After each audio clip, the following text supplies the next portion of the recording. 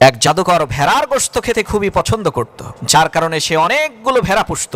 সে কয়েকদিন পর পর ভেড়াগুলোর মধ্য থেকে মোটা তাজা দেখে একটা ভেড়াকে জবাই করে সেই ভেড়ার গোশত রান্না করে খেত।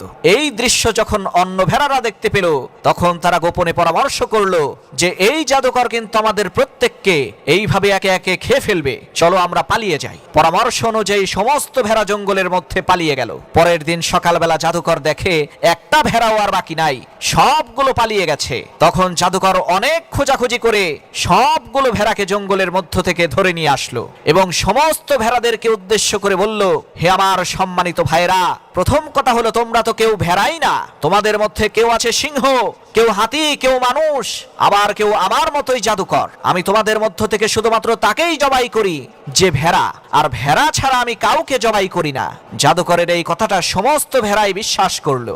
এরপর থেকে জাদুকর যখনই কোনো ভেড়াকে জবাই করত, তখন সমস্ত ভেড়া মিলে হাসাহাসি করত যে শালা তো ভেড়া ছিল, কারণ প্রত্যেকটা ভেড়াই নিজেদেরকে মনে করত আমি তো মানুষ, আমি তো সিংহ, আমাকে আবার কে জবাই করতে আসবে, এক থাপ্পড় দিয়ে তার ঘাড় মটকে ফেলবো। প্রিয় ভাইরা আমার, আমরা ওই ভেড়াদের মতোই। আমাদের সামনে আমাদের বন্ধু বান্ধব, মা বাবা, আত্মীয় স্বজন, কত মানুষ এই দুনিয়া থেকে বিদায় নিয়ে চলে যাচ্ছে, আর তাদের নিথর দেহ দেখে আমাদের মনে হয় আরে ওদের কপাল খারাপ ছিল, এ কারণেই ওরা চলে গেছে।